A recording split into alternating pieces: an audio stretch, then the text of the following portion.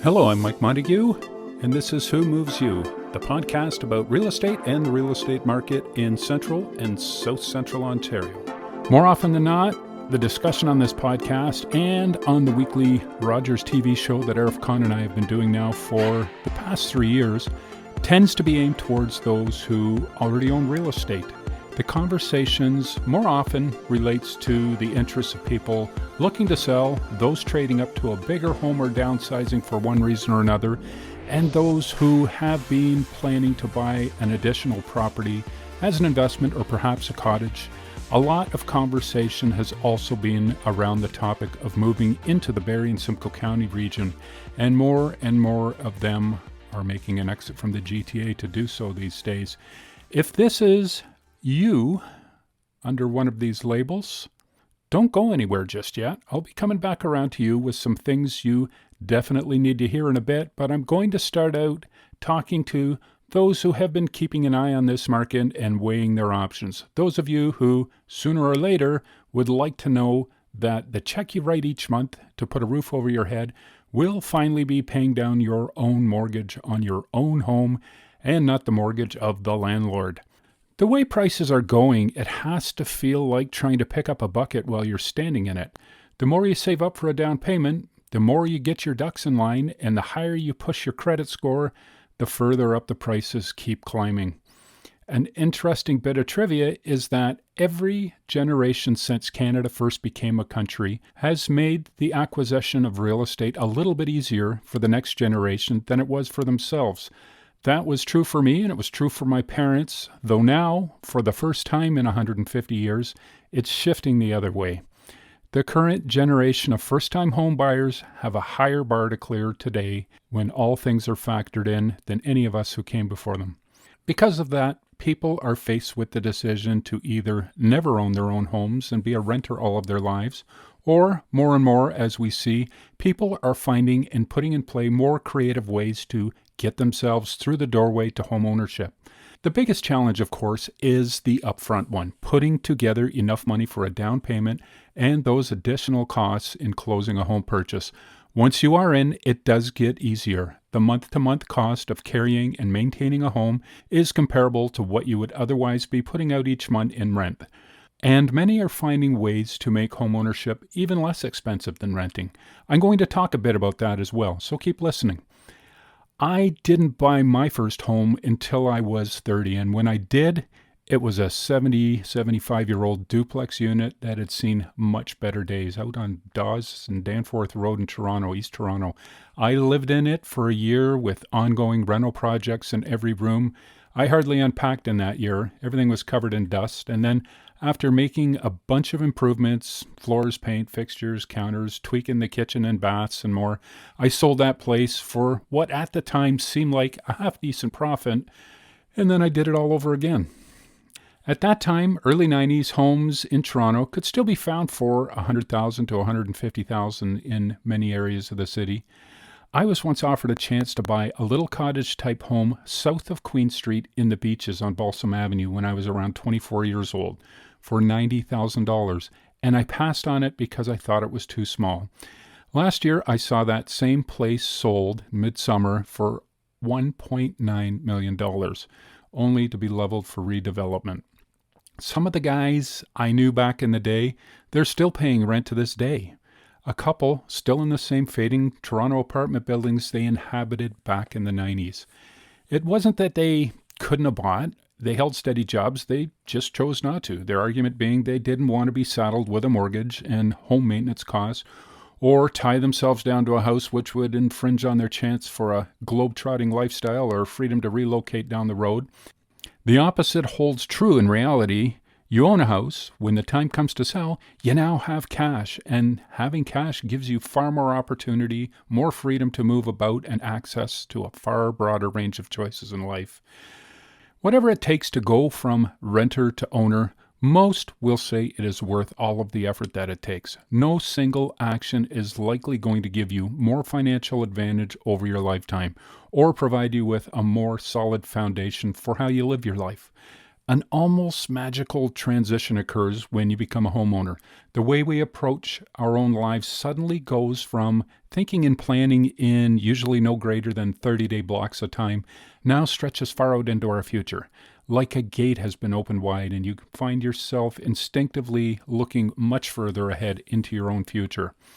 Okay, let's get down to brass tacks now. A detached home in the Barrie area is likely going to run you no less than $650,000 to $700,000. A purchase that is going to require a minimum 5% down payment from you and a few $1,000s for closing costs. That's a significant chunk of change for anyone. You have some choices. Save up that money that you need, which takes time, could be 3, 4, maybe even 5 years, but it's worth the sacrifice. One option is to buy into a home with a friend or a family member and split up the front and the ongoing costs. This could get you keys in hands in half the time, but you need to find someone who's on the same path as you, who you absolutely trust, and who is responsible and accountable. And just as important, someone who you can be comfortable sharing a living space with. Where this often works best is with homes set up with lower level suites or 2-story homes with bedrooms on both the main and the second floor, 2 full baths, and ideally a second living room or family room to allow everyone to have their own space when they need it. Though not the ideal option for many, it might be the better or the only option these days. If you set a 3 to 5 year plan, you can then sell at that future point. Ideally, there will be enough equity accumulated by then, and your credit worthiness will have increased from meeting your payments over time. Now, both parties are in a far better position than had they continued to each rent their own digs over that time, and they can go off to buy their own respective homes.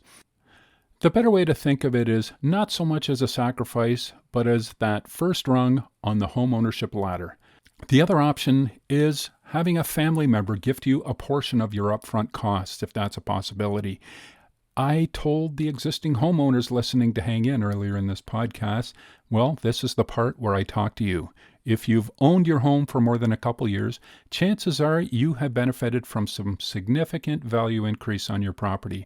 5 years or more, and you have no doubt seen your home more than double in value. I know people who have earned more in each of the past few years from their home equity increases than from their own wages or salary. If you have children that are in that age range where they are ready to strike out on their own, or they are out on their own and paying rent, a bit of equity borrowed from your growing home value would set them on a clear path to financial stability by helping them to get into their own home and an appreciating asset. You can think of it as paying a bit forward from your own good fortunes.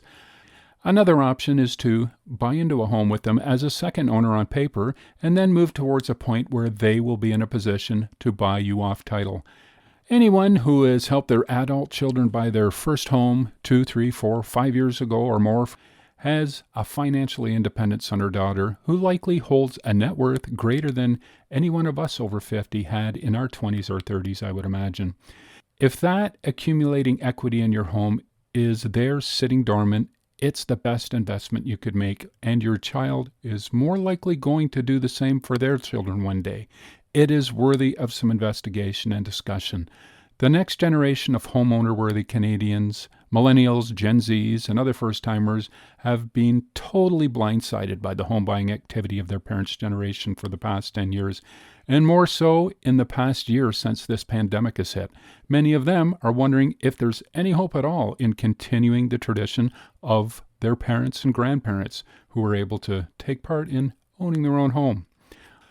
All hope is not lost. Keep your mind open. Keep your first-time expectations realistic. There are no dream homes at that first rung of the home ownership ladder, but there are some adventures and opportunities that will one day be stories to gladly reflect on from your eventual dream home. Have a talk with a lending agent at your bank or contact a mortgage broker. They can help you assess where you are at and where you need to be to qualify to service the debt of a mortgage. Talk to your tax accountant if you have one. Find out if there are any ways to restructure your income that will lend favor to your qualifying for a mortgage. Find out the areas that offer the most affordable purchase opportunities and keep an eye on the ongoing activity in those areas. What are they listing at? How quickly are they selling? And for how much in relation to the asking price? A good realtor will take the time to work with you and keep you up to date with listing activity info for as long as it takes. Not all of them want to take the time though, but they should.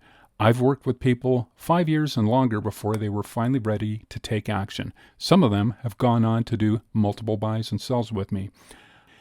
I would be happy to speak with you regardless of where you are right now. You may not even be sure where you are right now, but I can assure you we can clear that up, and once we do, we can then clearly determine where you can go and how long it may take for you to get there.